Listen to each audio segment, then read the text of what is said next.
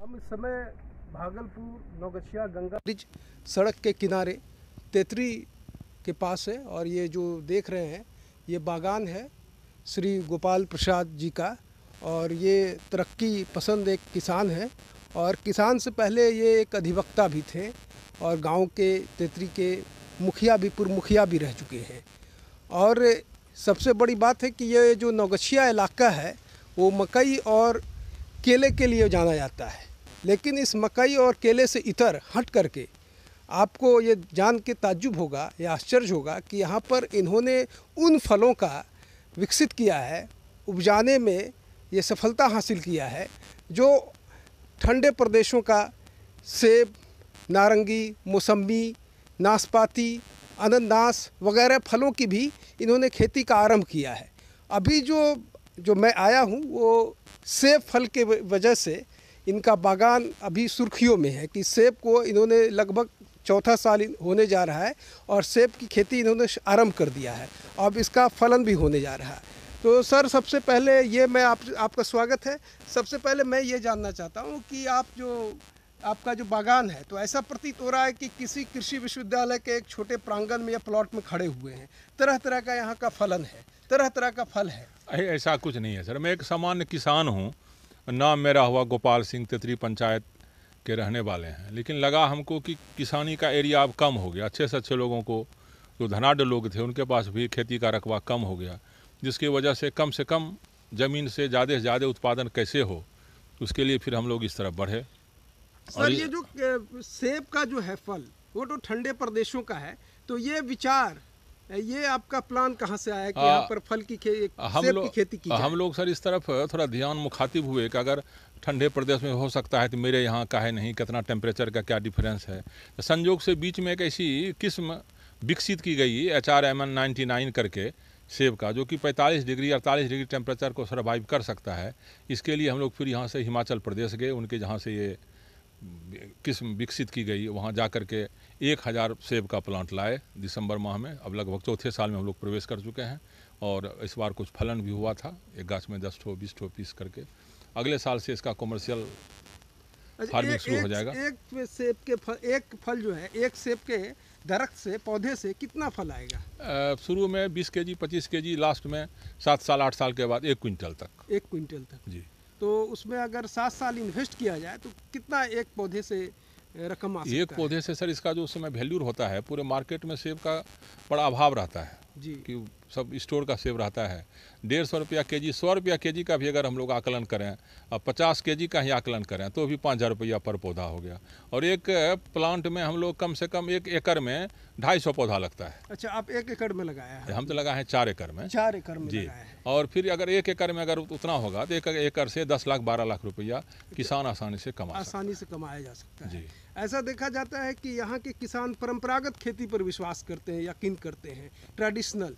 तो आपने टेक्निकल खेती किया, आपने फल आधारित कृषि को आगे बढ़ाया, तो कैसे यहाँ के किसानों को आप माइल करेंगे इस तरफ कि आप टेक्निकल खेती करें? किसान को सर कहने से माइल नहीं होगा। किसान जब देखेगा, उसको लगेगा कि इनके यहाँ अच्छा हो रहा है, फलन भी, इससे अच्छा पैसा कमा रहे हैं, और फिर समझेगा वो, फिर हमारे तरफ मुखातिब हो जाएंगे, वो फिर इस तरह का खेती प्रारंभ कर देंगे। सेब की खेती तो बिहार में हमें लगता है कि शायद एक आध जगह और है, थोड़ा सा 10-20 पौधा करके कुछ लोग लगाए हैं, लेकिन इतना बड़ा स्केल में कहीं नहीं है खेती। आपने 1000 प्लांट लाए? 1000 प्लांट। तो एक प्लांट का आपको कीमत कितना पड़ा? 100 रुपया पहुँचा करके पड़ा था सर। अच्छा, 100 रुपया पड़ा पर पीस।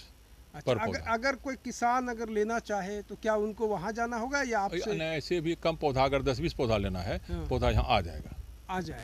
इसके लिए आपसे संपर्क करना होगा। संपर्क। और ये जो सेब का जो खेती है, जो पौधा है, उसको देख रेख के लिए कुछ विशिष्ट तरीका भी अपनाया जाता है? विशिष्ट तरीका सर, जो जहाँ से हम लोग प्लांट लाए हैं या फिर जो इस तरह का नेट पर दिया जाता है इसके बचाव के लिए, रोग के लिए, तो उसका हम लोग अनुसरण करते रहते हैं, समय समय पर उसका उस तरह का उपचार करते रहते हैं। फिर ऐसा कुछ बहुत दिक्कत नहीं हुआ है अब तक। किसी खाद वगैरह भी? हाँ, खाद वगैरह भी हम लोग चाहते हैं कि बिल्कुल ऑर्गेनिक हो। अगर कभी कभी थोड़ा सा DAP वगैरह का भी इस्तेमाल करना पड़ता है तो ठीक है, कोई उसमें खराबी नहीं है। अच्छा, इरिगेशन का क्या व्यवस्था है? इरिगेशन तो हम लोग पहले फ्लड इरिगेशन कुछ एरिया में है अपने पास, ड्रिप इरिगेशन भी है, लेकिन बहुत एरिया में हम लोगों के पास फ्लड इरिगेशन है, जिसमें सबमर्सिबल मोटर लगाए हुए हैं और उस हिसाब से बिजली से चलता है, कोई दिक्कत नहीं। अच्छा, राज्य सरकार की तरफ से भी कोई लोग आए देखने के लिए? राज्य सरकार की तरफ से अच्छे अच्छे लोग, पदाधिकारी जो कृषि संबंधित हैं, वो लोग आते रहते हैं। और फिर यहाँ एक आत्मा करके संस्था है राज्य सरकार का, उनके भी जो एक बड़े पदाधिकारी हैं, उप परियोजना निदेशक प्रभात कुमार सिंह, अच्छे लोग हैं, वो बीच बीच में आकर के देखते रहते हैं, मॉनिटरिंग करते रहते हैं। उस तरह का उन लोगों के मन में भी है कि यहाँ पर खेती का विकास हो, क्षेत्र का विकास हो। ये मैं आपके प्लॉट में देख रहा हूँ कि तरह तरह का फल है, एक ही प्लॉट पर तरह तरह का फल। तो क्या एक ही ज़मीन पर संभव है कि सब संभव है सर। अब तो लोग इसमें 7 टाइप 8 टाइप का काम करिए रहे हैं, 8 तरह का फल, लेकिन उसके बाद और सब जगह पर और ज़्यादा इसमें फलन लिया जा सकता है, लेकिन एक साथ सबको उगाना संभव नहीं है। इसलिए लोग धीरे धीरे इसमें उस तरह का इंटरक्रॉपिंग करते जाते हैं, फिर फलन मिल जाता है। अच्छा, सेब के विषय में कहा जाता है जो ठंडे प्रदेश का है, वहाँ की जलवायु और मिट्टी, जिसकी वजह से रसीलापन और मिठास होता है। नहीं, इसमें भी रसीलापन संजोग से है, अभी उपलब्ध नहीं है। रसीलापन भी जब काटिएगा ना, इसका एक जैसे बाइट कीजिएगा तो लगेगा कि नहीं पहले रस मिला, फिर उसके बाद उसका टेस्ट मिलेगा। अच्छा है, क्वालिटी अच्छा क्वालिटी बना गया है। पूरे वो लगता है भारत वर्ष में 20-21 स्टेट है जहाँ पर इसकी सफल खेती की जा रही है। तो क्या हिमाचल, उत्तराखंड, जम्मू कश्मीर को ये प्रतिस्पर्धा ये हाँ, दे पाएगा? खूब बढ़िया प्रतिस्पर्धा, उसके रेस में आगे यही रहेगा। तो ये हम रेट के हिसाब से उम्मीद कर सकते हैं कि कल जो होने वाला है वो HRM 99 जी सेब का अच्छा भविष्य। हाँ, उसमें भी बिहार सबसे आगे रहेगा। अच्छा, हाँ, बिहार सबसे आगे रहेगा, क्योंकि यहाँ के लोग काफ़ी कर्मठ हैं। हाँ, ये तो बात है। तो ये आपका कुल कितना बड़ा प्लॉट है? बड़े प्लॉट सर, सेब का प्लॉट है करीब 5 एकड़ का ही। अच्छा, 5 एकड़ का सेब का प्लॉट है जी। इससे पहले आपने मौसमी कर रखा था, नारंगी भी है अभी भी है, अभी भी नारंगी का भी, अनानास है। अच्छा, नारंगी कहाँ से आप लाए थे? महाराष्ट्र से लाए थे। जी जी। तो उसका फलन हो चुका है? हाँ, तो मार्केट में उतारा था? हाँ, उतारा था। तो अगर कोई किसान ये चाहे कि हमको सेब की खेती करनी है तो कैसे वो आप उसकी कैसे मदद उसमें करेंगे? दिसंबर में इसका सर पौधा वहाँ से मिलता है। अभी तो हम लोग यहाँ इसका पौधा बनाना शुरू नहीं किए हैं, क्योंकि यहाँ लेने वाला तो कोई है नहीं। अच्छा, कौन लेगा यहाँ जो खेती? कुछ लोग हैं जो आए थोड़ा सा शौकिया है अभी। अच्छा। अभी जब तक कि इसका उस तरह से व्यावसायिक उत्पादन शुरू नहीं हो जाएगा तो लोग नहीं चाहेंगे कि इसका, लोग अभी सशंकित हैं क्या होगा क्या नहीं होगा। इसलिए तो आपको डर नहीं लगा कि इतने बड़े पैमाने पर आप 3-4 एकड़ में आपने बताया कि अगर सफल नहीं होगा एक्सपेरिमेंट तो फिर हमको लॉस हो जाएगा? नहीं, गिरते हैं सहसवार ही मैदान जंग में, वो तिफल क्या गिरेगा जो घुटनों के बल चलेगा। इसलिए वो डर उड़ लगा, लेकिन डर से तो काम चलता नहीं ना, डर को तो भगाना पड़ेगा ना।